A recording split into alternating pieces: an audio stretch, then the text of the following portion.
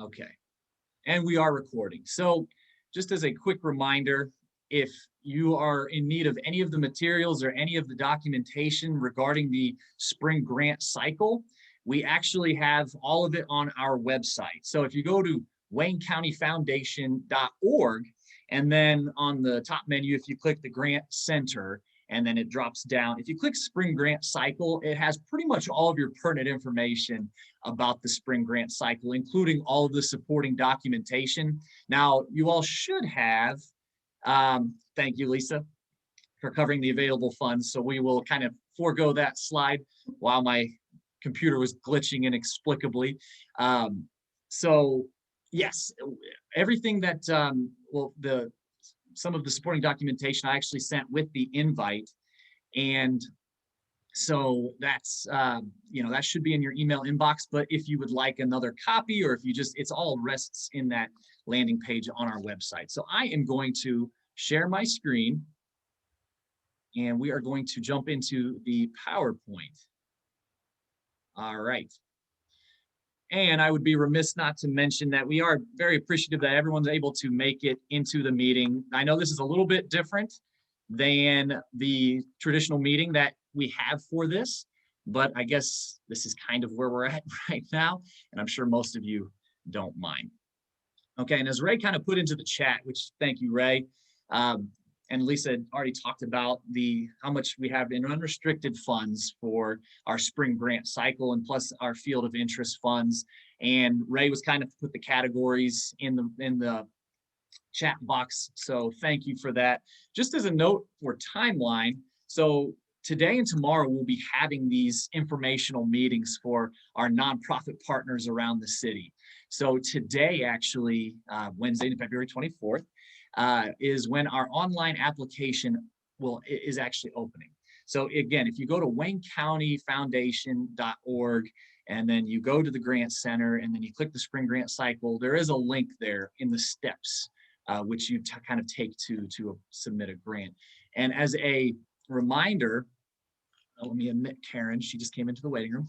As a reminder, Monday, March 22nd at 12 noon, so not 12 midnight, so 12 p.m. noon is the application deadline. So that is when we ask that everything be submitted to us by. Now, we are open for questions throughout that entire intermittent period when you're putting your applications together. So don't hesitate to contact Lisa or I, and we are more than happy to help kind of work through the minutia of the application process. Some of you, this is like second nature. I know you've done this many times over the years. And so for others, this might be your first time going through this process. Please just note that we're equipped to answer any questions that you might have. Again, some general questions, or if they get really into the weeds, that's perfectly fine. And so then on Thursday, May 20th, the board will make the final determination on grant recommendations. So it'll be after that you hear from us.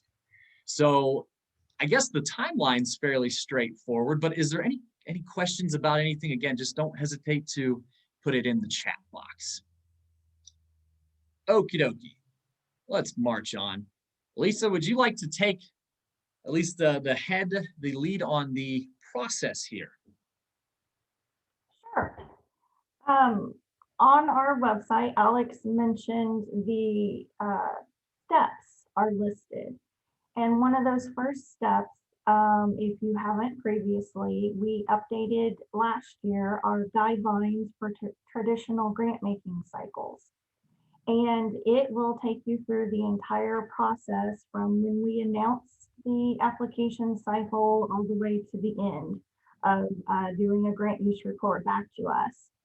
And I'm going to cover a couple of the items in those grant guidelines, including the board officer certification process. Then we're going to review the online application questions, the project budget form, and talk about the scoring rubric. Okay. Sorry about that. That's okay. Okay. First, we want to talk about the eligibility.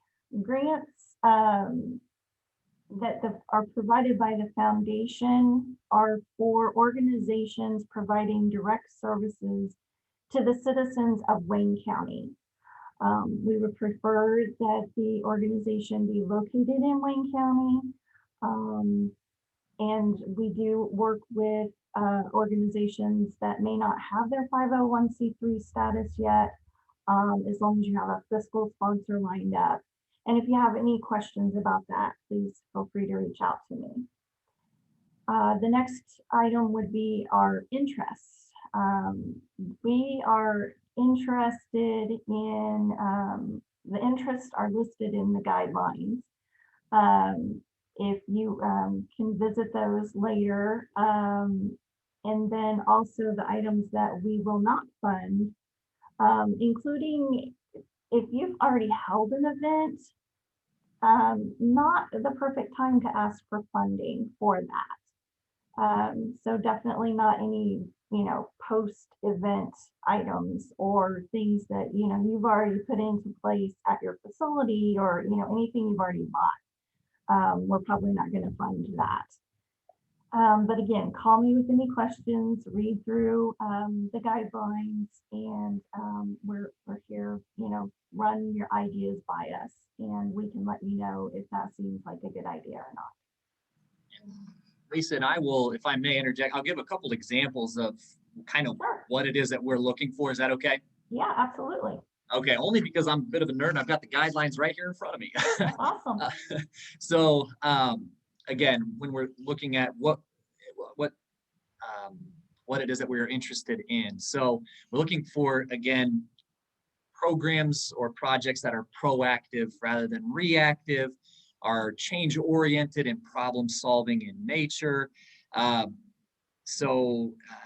That programs and projects that encourage cooperation and elimination of duplicate services, have a broad reach, and have the potential of leveraging additional grants from other funding sources. And so, and then at the bottom there, what we will not fund, some examples that you will find in the guidelines is, yes, debt reduction, as Lisa mentioned, like to help put on an event after the event has already kind of happened, as well as any capital improvements to church-owned facilities. So that's just a small, kind of a small portion, but you kind of get a good sense, I hope. And again, as Lisa mentioned, if there's any questions about what might fall into or out of those categories, you can always reach us.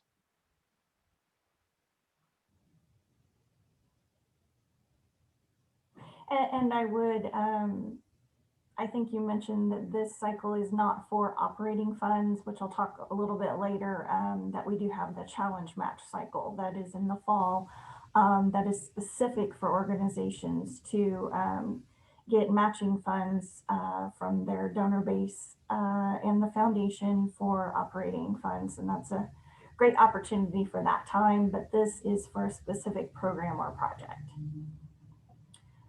If we could go on to the board officer certification process. And this is just one of the parts of the application. You will have a total of 4 sections that you'll complete when you get logged into the application.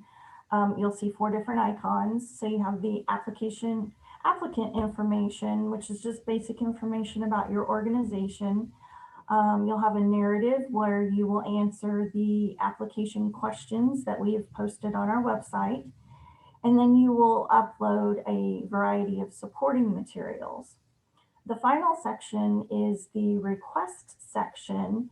And after you have completed all of those other sections, you need to go to the request section and read those instructions.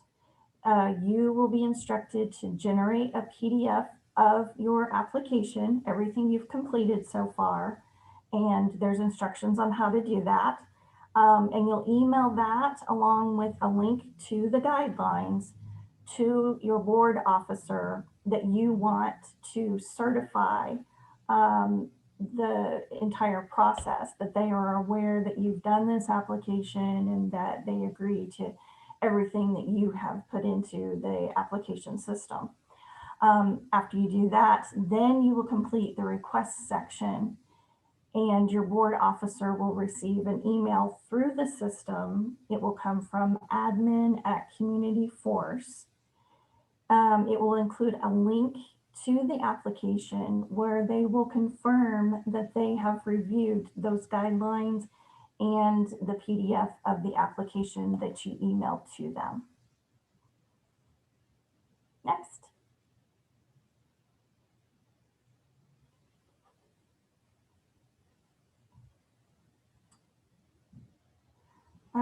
Next is the actual online application questions. The first one we've broken out into 3 different points. And you want to make sure that you cover all 3 points in that first question. Rebecca or Alex, did you have any examples or thoughts on these questions that you might want to share?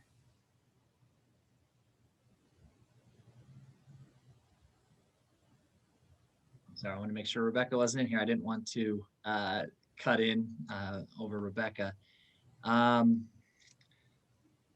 I think, oops, didn't mean to cut over here. I'm sorry, Lisa, I want to make sure I understand what you're asking. So what it is, describe your program or project, that question? Yeah, just pretty much this first section, they're going to be describing what they're wanting the funds for, what is the underlying reason that they, are doing this in general, and then identify who will be impacted by that, and then the solutions to address that need. I guess I pretty much answered. Yes, no, absolutely. I'm sorry. I was, I can only see 4 participants. I can only see 4 participants at a time. So I wanted to make sure Rebecca wasn't in here and I wasn't going to talk over her. But yes, I think throughout particularly these first 3 points, just being as explicit as possible. I think showing what the program or project is, and again, just being as direct with how it is being a little bit more, proactive in addressing needs that you have identified or you and your organization have identified in our community. I think that's probably one of the recipes for success is, just being very forthright. This is what it is. This is who it's going to affect. And this is what we anticipate, next February when we give our report about, our grant report, how the funds were used. This is how we anticipate it better affecting our community, and positively affecting our community. So I think the best hack that we can probably provide in this first part is just, again, being as direct and forthright as possible. Absolutely. And to further, on the next screen, we are looking for specific measurable outcomes. I know everybody says, oh, outcomes, I don't understand them. I don't know what you're looking for. I am working on putting together a resource document of links. I found a really cool video that kind of explains, I'm a very visual person, instead of just reading and trying to understand. But I thought it would be helpful to kind of walk you through the process to help you identify what those outcomes could be. But then we also, want that detailed plan on how you're going to measure. So let's talk just a little bit about outcomes. Those are the benefits to your customers, patrons, clients during or after their involvement in your program. So what are your goals with your program or your project? What's a large, what do you want to happen? What do you want to affect for these people? And those can be new knowledge, increased skills, changed attitudes, modified behaviors, or improved conditions for them. And then how will you know if you achieved those goals? And you need to think of ways that you can measure them. And this is where you can use numbers, which are going to be your outputs. And, you're going to be able to say this many people, did X. this happened for this many people. And you're going to talk about your plan to measure the way that you're going to measure. Is that going to be pre and post test, surveys after the fact, if it's existing clients, information you may already have versus, afterwards, what you were hoping to affect with them. And think about when you complete the grant report at the very end of all of this, you have to be prepared to answer to those specific measurements that you listed. This is what you said you wanted to happen, your outcome. This is what you said would take place, your measurement. And this is how you said you would measure it. And you need to be able to report how did it turn out? What are the numbers at the end of it? And it doesn't have to be that long-term goal. A lot of these projects that you're going to request funding for are more of a short term. And, eventually we'd like to get to the point where you're requesting funding for, long-term projects that you're going to be able to have those greater outcomes. Let's go on to the next one. Yes, and if I may, just really quickly, Lisa she has this really, really handy outcomes chart, and it is on the spring grant cycle page on the foundation's website. So if you're like inputs, activities, outputs, outcomes, like, oh my, this chart actually kind of breaks down, first of all, what each one of those are, kind of how they feed into kind of in a linear path. You start with inputs and you end with outcomes and what needs to happen in between, and also gives examples of, again, what each of these are. So don't hesitate to jump over to the website just to kind of, again, get a firmer grasp if you're kind of new at this and new at these terms, what these are. Thanks for posting the link on the chat, Ray, to the outcomes chart. And as soon as I finish those resources document, we will upload that to the website as well.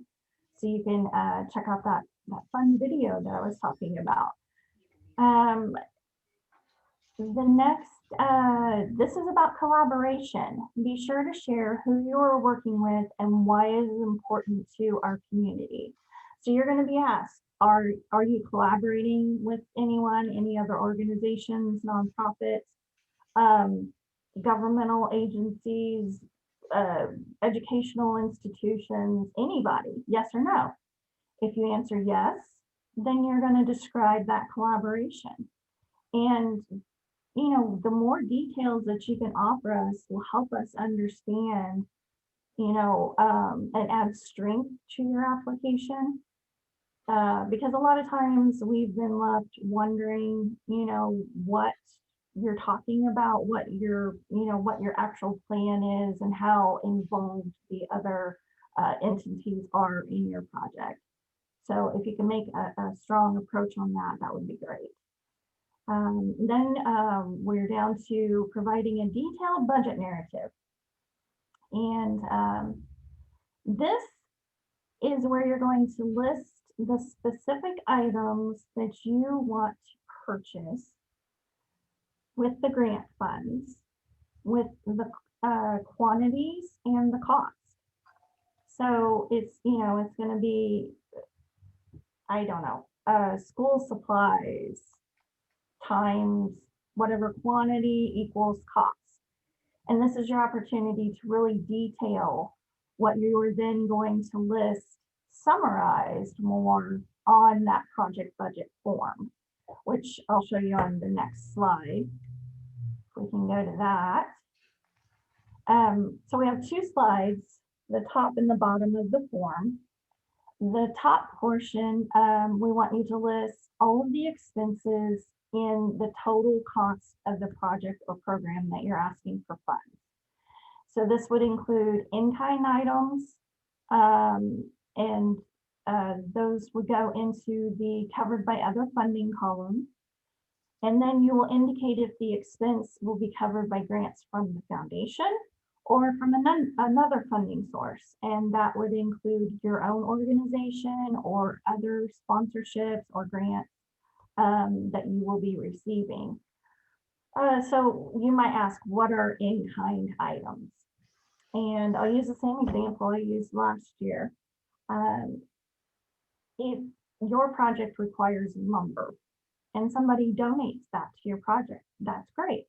That is considered in kind, and you can figure a cost for that and include that under covered by other funding, because now you don't need to purchase that.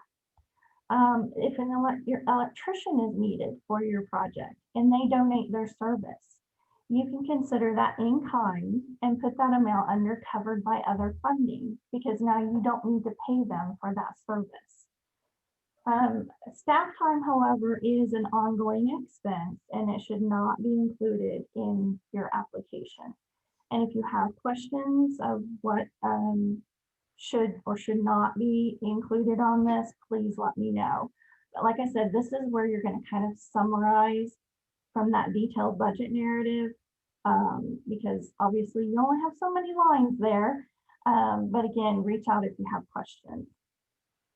Now, the bottom of the form is where we want you to list those specific funding sources, including those in-kind contributions that will cover the total project or expenses. And then you're going to indicate if that is pending, which we've already listed. Our foundation grant is pending, and when you would anticipate notification, which would be May. And then you can indicate your own organization and the amount.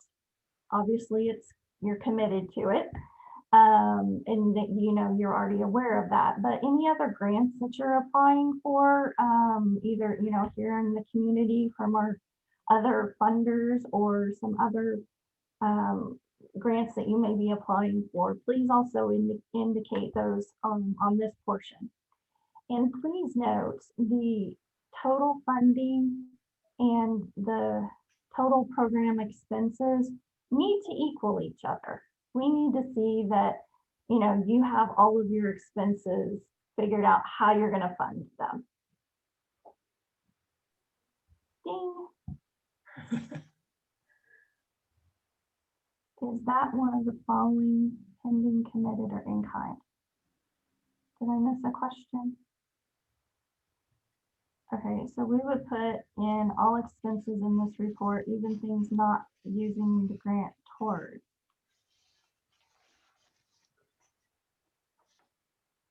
Lisa, can you elaborate more?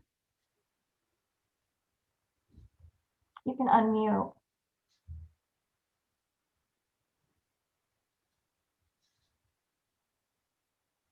There. Going. So if we had other, I guess for that one, I was trying to figure out if that was all of our expenses were listed in there, or if just what we were using the grant towards expenses. Yes, just That was a couple of sheets back. Oh, put in all expenses in this report. Are you talking about the grant use report, or are you talking about in the application? The this one, the program project expenses. You want everything in. This would be everything for that specific project or program. Okay. This would be the overall cost, not just the funding portion from the foundation. Yes. Okay. And then Luann asked for in-kind. What if a donor does not want to submit the cost of the materials? Maybe it is listed as unknown or anonymous. That's a good question. I think you can estimate that. You don't have to list the person specifically.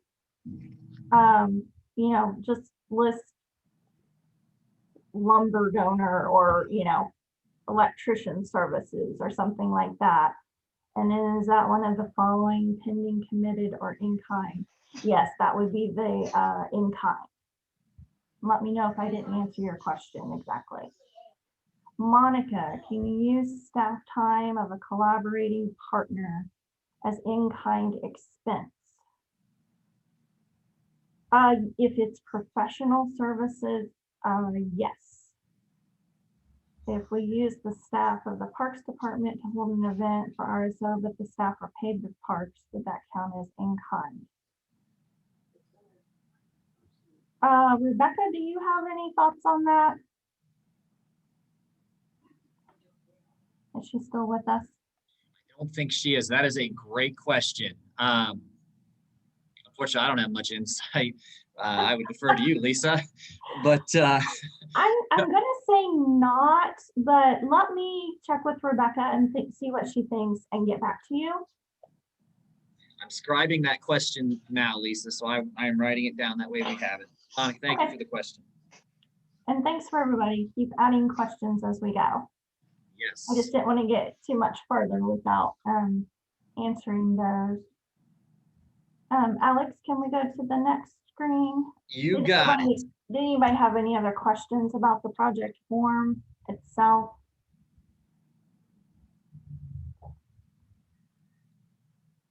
All right. Okay. How will the grant committee score your application? We have the scoring rubric on our website, and it is basically matched up to the questions that you have already have access to. So as you're writing your narrative, keep that scoring rubric next to you as a tool, and see if those questions are easily answered with what you put in your application. There are 6 questions. You have a maximum of 5 points that can be awarded per question. So you have a total of 30 points. And we generally will share, especially if you are not selected for funding, where you may have fallen short in certain areas, because we always want to, work with you and help you to be successful for future applications. Ding.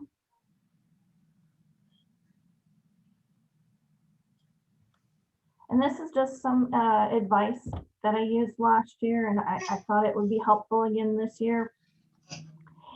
Answer the questions that are asked. Read what we're asking for and answer those questions. Please don't copy and paste from other applications. We really want some specific answers to our questions. And like I said, that first question has 3 different parts, so make sure you're answering all 3 of those. Be clear and concise in your ask. Again, why use 50 words when you can use 20? You don't have to have a lot of fluff. Direct is way better for us. Because like I said, the grant committee, each person is reading about 50 applications. So clear and succinct is always better. And then avoid statistic overkill. If it's relevant, that's great, but stuffing the box is harder for the grant committee members to read through. Just to add material to that is not always helpful. Next. Show you did your homework. Provide us with a well thought out plan, especially on those outcomes and your detailed measurements. And that's going to take a little thought if you haven't done that before, or if that's something you weren't successful with in the past. Again, please feel free to reach out. Include quotes and estimates. If you are requesting funding for something major that you're going to need to buy, I don't need quotes for lumber and nails and things like that. But, if you're asking for funding for a copy machine, or I don't know, I can't think right now what everybody's looking for. But if you can include estimates in your supporting materials, that would be fantastic. Just to show us that you've also, again, done your homework, and that you have put some thought into this and you're ready to make that purchase if you get your funds. And then make sure your numbers match. As I said earlier, make sure on that project budget form that your expenses and your funding match up. That is super important, because if they don't, that's a big X, by the grant committee. And that's really going to stand out. Next. I think, yes. Oh, sorry. I didn't Oh. know if you want to take a quick break, Lisa. Yeah, that'd be great. Go ahead. I'm sorry. I feel like I'm just sitting on my hands over here. Let me chime in. So as Lisa alluded to earlier, and obviously she's a wonderful resource for all of this, a question that, grantees and local organizations can ask themselves is the spring grant cycle a good fit? And what do we mean by that? Again, as Lisa kind of alluded to earlier, the spring cycle is for specific projects, initiatives, or programs, again, that are kind of more geared to be proactive rather than reactive in our community. Whereas, so that's the spring cycle, but the challenge match, which, the famous challenge match, which of course takes place in November, that is more for operating requests. So I think that's one thing to ask of ourselves and of our organizations, is this something that, the circle peg is going into the circle hole? We're not trying to fit something into, a grant cycle that otherwise it might be more appropriate to ask, later this year during the challenge match. And so again, it seems straightforward, but I think it's a very good question to ask. This is a time where we can kind of come together and maybe collaborate on some really, really neat ideas or really cool initiatives or programs, projects, whatever it might be. And so if you're like kind of struggling with this, do I turn left? Do I turn right? You can always contact us and we will kind of help guide you through the process. And wish I could tell my college self this, don't wait until the last minute. This is, it's good to kind of get on the stick and be, again, proactive in getting your proposals and your applications finished. But again, we'll be here every step of the way. We will be we'll be open for questions at 11:45 a.m. the day that applications are due. But if you'd like to, we would much prefer especially if it's a major issue, much prefer to kind of address it a little bit earlier on in the process. We'll be as transparent as we absolutely can, as accessible. We're going to put our contact information here on the next slide, so that way we're really easy to get a hold of. Lisa, do you have anything to add to this slide?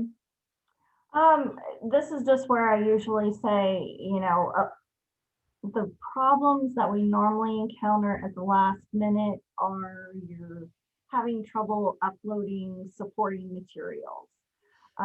You'll find that those can only be in specific formats.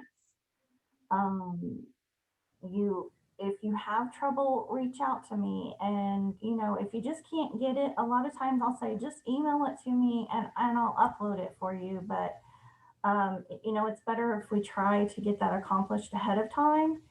And you are able to add collaborators to your application when you're working on that. So if you have a finance person, they could upload the financial documentation and take care of that for you. And again, your grant or your board officer is going to verify that when you generate the PDF document. That should include all of the supporting materials attachments as well. So they'll be able to see and verify that all that information is correct as well. And make sure when you are ready to do that request section, don't wait till the last minute, and make sure that the board officer that you're selecting, it doesn't have to be the president. Make sure that they're not out of town and that they have access to a computer and that they can read through the application and the guidelines that you're going to send to them, and that they have time to get that done. Because it looks a lot better if you can get everything done by that noon deadline. I will say we use this same system for our scholarships and our Lilly scholarship. And I'm very strict with them that the deadline is the deadline. And if you don't have everything 100% and done the submit portion, you're out of luck.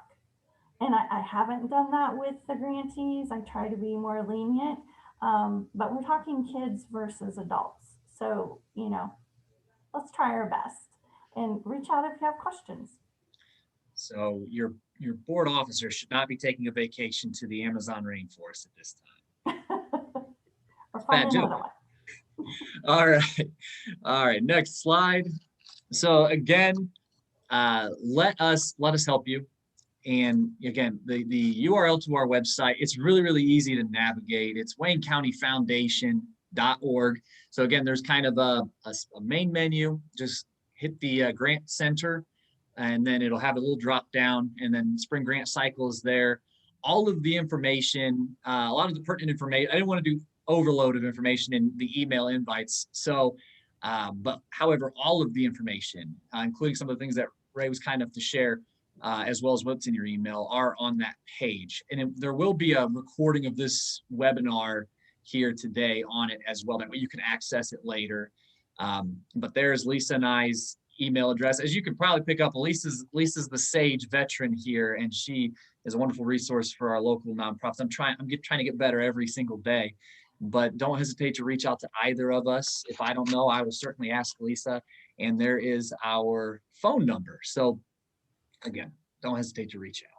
And I'm sure Rebecca would be happy to help. She, in past lives, has done a lot of grant applications and review of grants. And, she's very familiar with our process.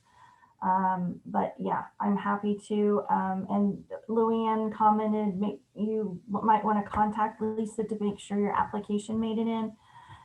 If you want to be 100% sure, feel free to email or call me. I will say that when you do that final review and submit process, there is a submit message that should pop up that says, thank you for applying in this cycle, and your grant application will go to the committee and it'll be approved by the board in May. But always feel free to reach out if you're unsure. Do we want to move on to questions and discussion? Let's go back to the wall of faces. I'm going to stop share. Doesn't have to necessarily be a wall of faces. You can keep your camera off if you'd like. So does anyone have any questions or points of discussion?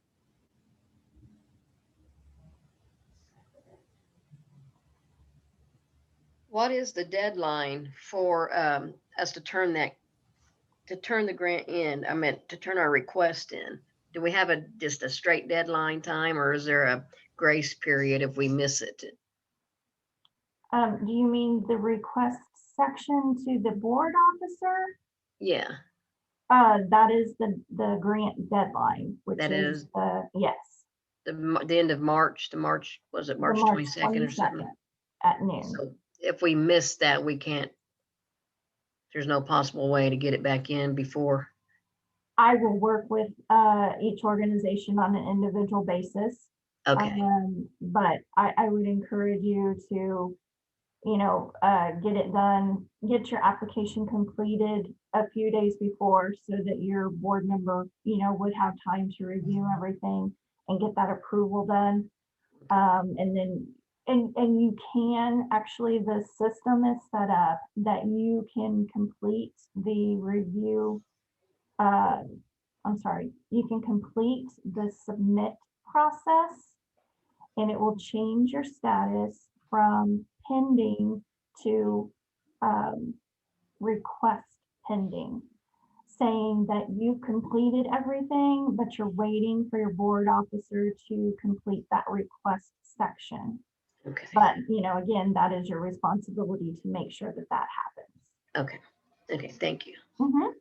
And I do try to reach out to organizations that I see everything's done and they just didn't get that submit portion done.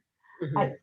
That morning I will be reaching out saying, hey, you need to, click that submit Okay. button to make sure that's done.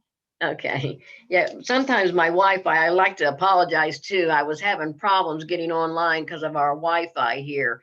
It's not very good. And so I was having problems. So that's why I'm like, what if something happens and I can't get that thing in there? I know. My Wi-Fi was acting up at the beginning of this meeting, and I am the host of the meeting. So sometimes it just happens. Okay. We lost Alex. Okay. We did have a few specific questions in the chat. Lions Club partners with SAWS, an organization that builds ramps for the disabled. Would that be a possibility? You're saying Idris for the Lions Club to be the applicant organization and then try to get funding for ramps for them, or for SAWS to be the primary applicant? Is she still here? I was just looking, Lisa. I don't think she is. Okay, well, I'm happy to speak with her individually on that. Luann says, may estimates be based on past experience, since quote on some things will not be known until project begins. Question there, Lisa, is with my event, I don't know how many kids I'll have there, so my lunch numbers and costs may be a little different from year to year, but if I know lunch is going to cost X amount, 2 years ago or a year ago, can I use Oh. that number? Yeah, absolutely. And Yeah, just tell me how many kids you estimate, just indicate, this is an estimate from past year's experience, and this is how many kids we think we're going to have. This is how much it cost in the past. So this is the amount we're attributing to the cost for lunches. okay, and then in that estimate, can I say, since this was from 2019, I'm expecting a slight increase and just round up to the next whole number? Is that? Absolutely, that makes 100%, Okay. sense. Thank you. Thanks for the question, Leanne. Ray asked, is this the grant cycle for capacity building applications, equipment, staff training? Yes. I know in the past years, we had those funding categories that you could select, and capacity building was included in that. I don't know if I still have, Alex, do you still have that document, the guidelines document open? I sure do. I was think just there looking was at it. something in there about capacity building, possibly. I'm not seeing a particular line item here for capacity building, but many of them effectively allude to that. Right. I know we tried to leave a lot of those funding categories in the guidelines of things that we would look at funding, and definitely those are something that would be looked upon favorably by the grant committee. Must all applications be related to offering new services or programming to the community? Absolutely not. I know in the past we tried the scoring that you would receive less points for sustaining, and we've done away with that model. If it's something that's tried and true and proven, as a benefit to your constituents and to the community, then it's something that we're interested in funding. I know a lot of times we get into the question of, is this a sponsorship if it's an event? And sometimes that's something that we can fund out of a different category in the operating budget. But if it's something, that's affecting quality of life and all the things in our mission statement, then we're interested in that. Does that help, Ray? Thank you, Lisa. That was a great explanation. And Ray, thank you for the question. On the guidance document, it states that letters of support, publicity, and other supporting media are accepted but not required. Is there an overkill quota on or way to upload additional material, or should it just be included in the narrative only? That's a great question. So I have allowed 5 uploads of materials that you can include. I would say you don't have to upload, like your annual report or lengthy documents. because that's a lot of scrolling sometimes. But, you know, and you can also combine documents. And I'm happy to help, you know, if you have a lot of things that you want to include that are really, you know, you feel are really important and you don't have the PDF maker, I'm happy to help you put those documents together. So you would just have, you know, that one item to cover, you know, for one upload. So you have opportunities to upload other letters of support or pictures or, you know, the quotes and things like that that you think would be helpful. Thank you, Lisa. Yeah.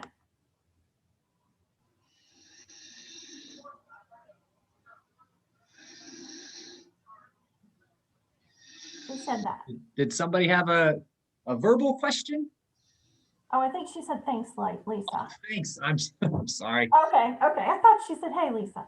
Okay, what are typical award amounts? Ray, with all these great questions, I tell you.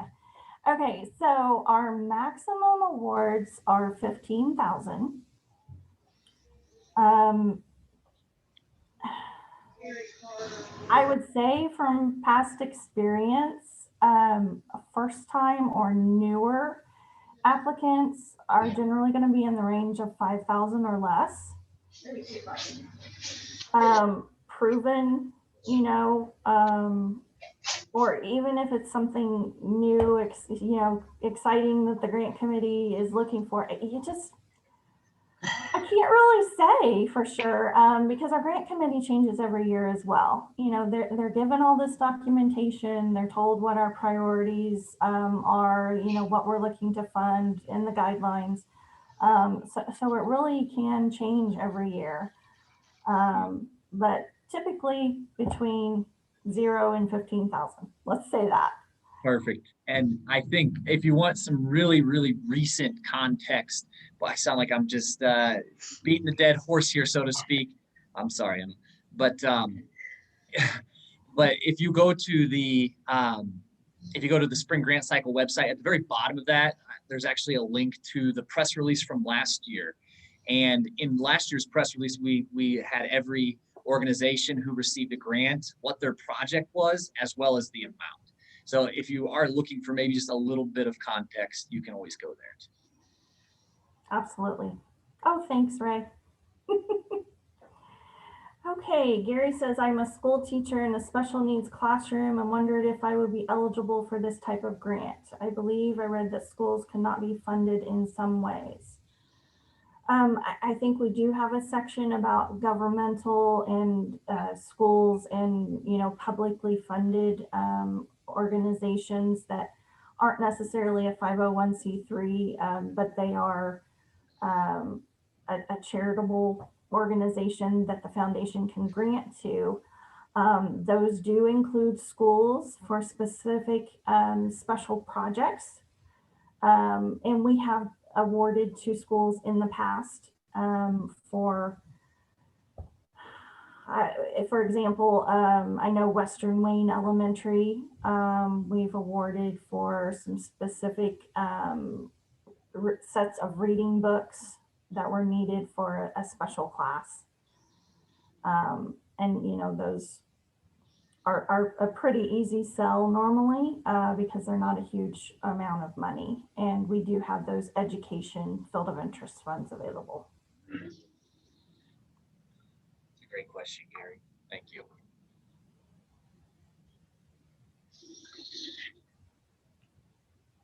But feel free anytime, you know, reach out to me, give me a call, email me.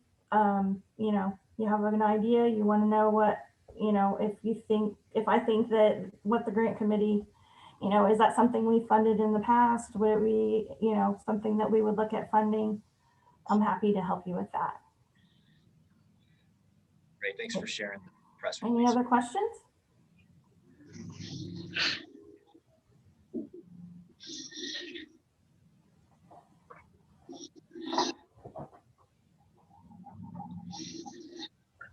Well, I tell you what, if there aren't any other questions, Lisa and I will hang out here in the Zoom room, so to speak, for the next few minutes. If you wanted to ask a question offline or, you know, not in front of everybody, I totally get it. we'll hang out here for a few minutes, but otherwise, we wish everyone the very, very best of luck here with this grant cycle. And as we've reiterated, just reach out if there are any questions. We're happy to help however it is that we can. So thank you all for your time today. I know it wasn't like the traditional grant cycle meeting, but we're happy to see all of you. It's so good to see everybody. Thank you. Goodbye. Bye. Take care. Bye. Thanks a lot, guys. Appreciate Thanks, it. Kim. Thank you. Thank you. Take care. Thanks, Charlene. Bye, Luann. Bye, Jenny. Good luck. Thank you. Thank you, Alex. Thank you, Lisa. You're welcome. Anytime. Thank you. Bye, Thank you. Ray. Thank you, Ray, for all your help today and your great questions. I just grabbed a copy of the chat, or you can do that yourself if you need that for anything. But thank you both. You're welcome. Thanks for your help with the links. No worries. Take care. Yay. All right, Lisa, you did awesome. You're still recording. I am still recording. Let me stop. Hey, but you know what? We wanted that for the record.